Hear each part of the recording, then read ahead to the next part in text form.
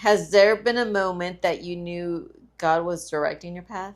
Yes, 100%. This is like, I tell this story and I get goosebumps when I tell this story, and it's like I have such an emotional attachment to this story.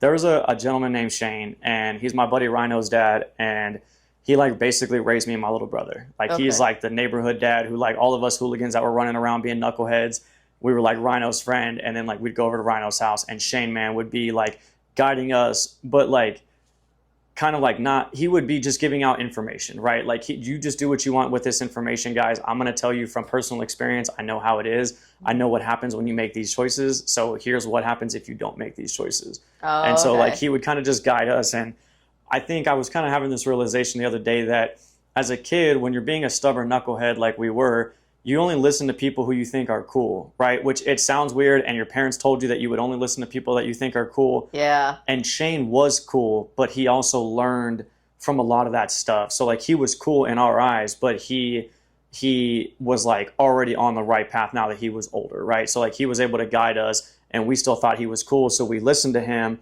but he was like not giving us the knucklehead information. He was giving us the right information. So I think subconsciously we like absorbed a lot of that, and eventually sometime when we like got smart enough, it kicked in, and we like pulled that information from the back of our brain, and it like just kicked in, and we just started listening. But I think that's what happened, because he just like he gave me a lot of like really good information, and I hold that man in very high regard. I love him like he's my own dad. Yeah, he like definitely put us on the right path for sure. So what made you, in your mind, that he he was?